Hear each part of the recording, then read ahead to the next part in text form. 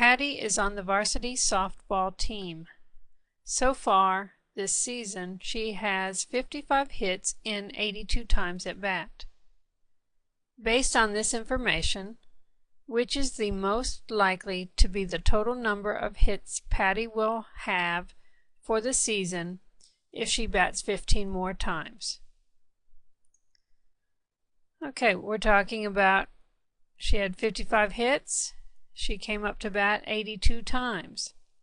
And we want the total number of hits if she comes up to bat 15 more times. So we're comparing hits and times at bat. Okay, so what I want to do is set up a proportion to compare the hits with the times at bat. So if I have a proportion, remember that's two ratios set equal to each other, and a ratio is just a fraction. But I need to know what my numerator is going to represent and what my denominator is going to represent. So I think I'll use hits for my numerator and at bats for my denominator. Doesn't make any difference, but I'll write them here so that I make sure and put the numbers in the right spots. So I had 55 hits with 82 times at bat. We want to know the total number of hits, so hits is on the numerator, and 15 more times at bat. So let's go to the calculator. 82 plus 15.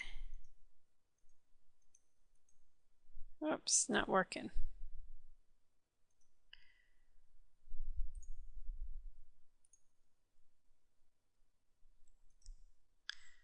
Okay.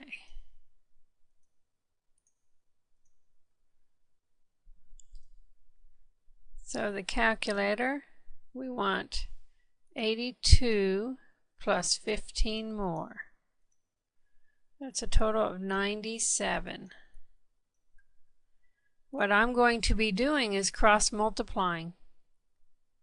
And what I do is I multiply one denominator by the other numerator and set that equal to the other one.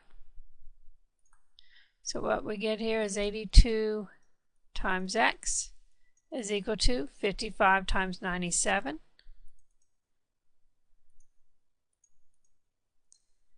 And that's 5,335. My goal is to get the variable by itself, so I need to get rid of the 82. We're multiplying, so I have to do the opposite to make him go away, and that's division. What I do to one side, I do it to the other. So now, use my calculator again, divided by 82, just over 65. And here we have it. Okay, notice they put one that's fairly close, 70. So if you didn't know how to do this and you were just using common sense, 70 might be reasonable. Why did they put these two? We already know that she has 55 hits, so the total can't be less than 55. But if you didn't read the question closely and you wondered how many more hits she might have, perhaps one of these is the answer. So let's just work it out and see. We had our 55 over 82. Let's pretend that we didn't read it closely, and instead of 97, we'll just put the 15.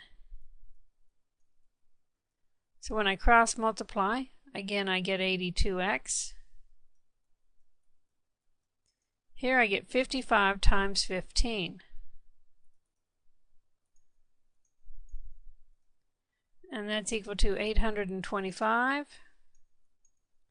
Then I would divide by 82. And I'd get 1x equals just over 10.